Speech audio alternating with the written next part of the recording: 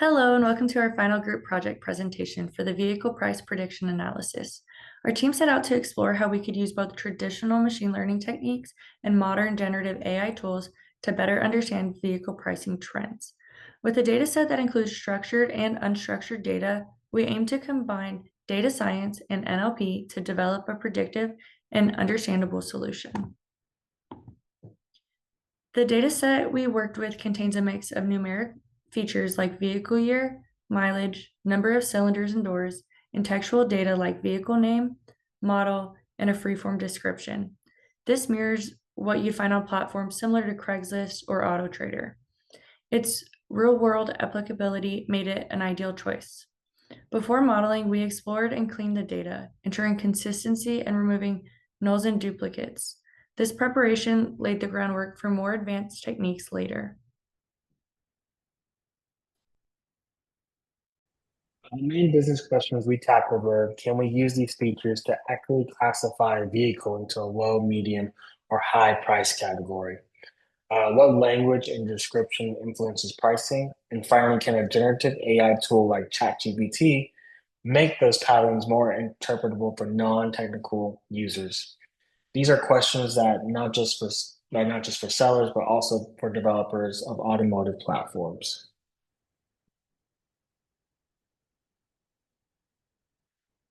With our findings, we imagined an app we call Price Assist, an AI-driven pricing assistant for vehicle listings.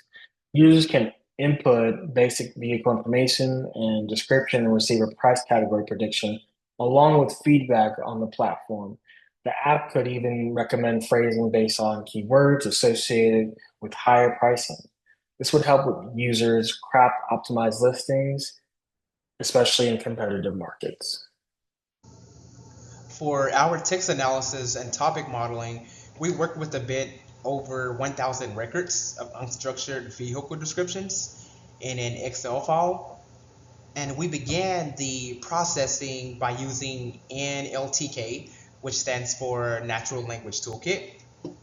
And it's essentially a collection of natural language Python libraries.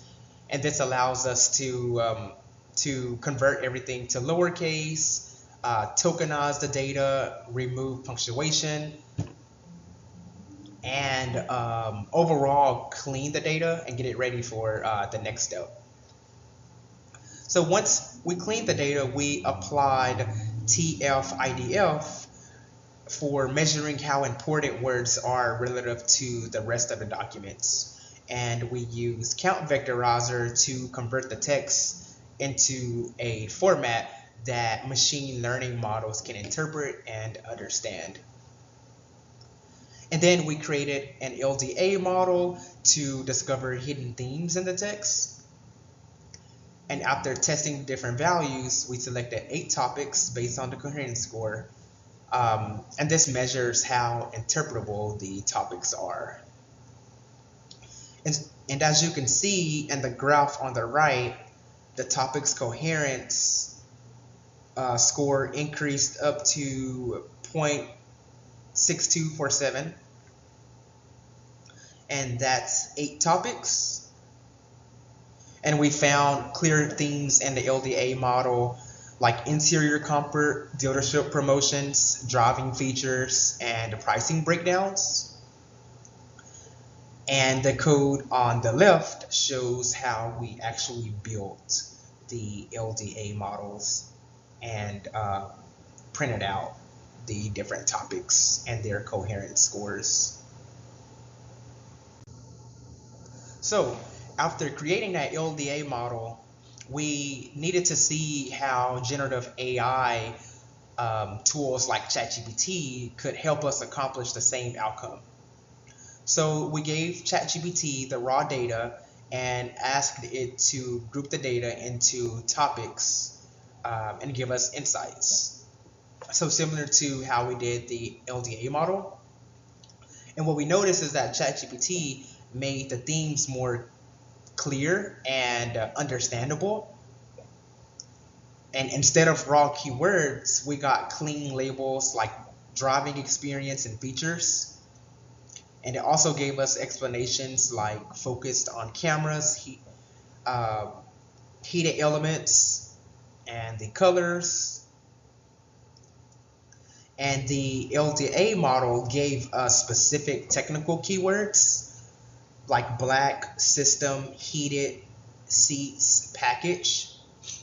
And we found that ChatGPT gave more actionable um, business data that could be used in teams for marketing, sales, and other um, use cases.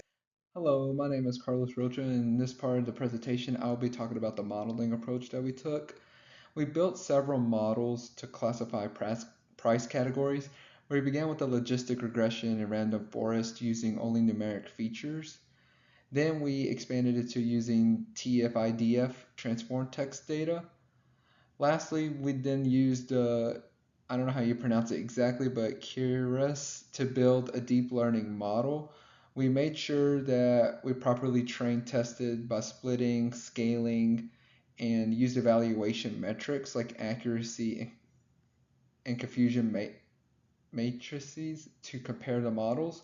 Each step allowed us to see how the added complexity affected the performance. And let's see the next slide here.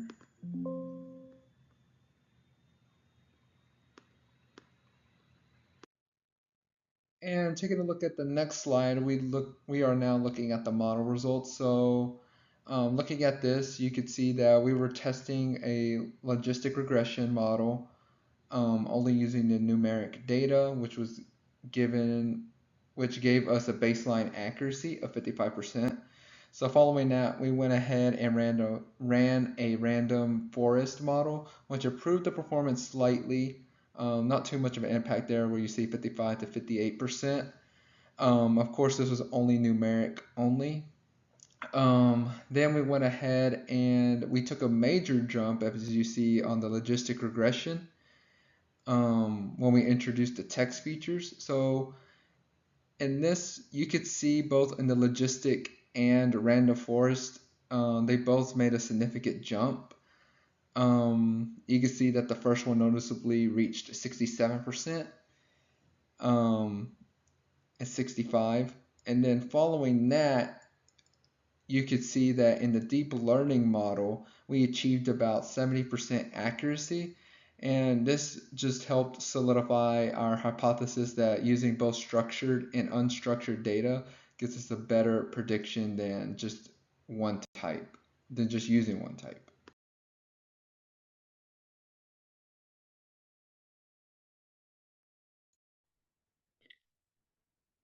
The key insight from this project is that combining numeric and text data is powerful. For practical use, we recommend building an app like Price Assist, which could serve dealerships, online vehicle platforms, or even individual sellers. With GPT-4 or similar LLMs, the app could auto-summarize listings, suggest keywords, and highlight competitive pricing. We see great potential in commoditizing this kind of data-driven tool. Here's how we divided the work. I led the classification, modeling, and numeric text feature integration. Lauren developed the Gen AI analysis and presentation framing. Carlton handled topic modeling, LDA, and visualization. Carlos trained and evaluated models and also worked on pre-processing. We met regularly, gave feedback on each other's work, and ensured all elements of our pipeline were consistent and clear.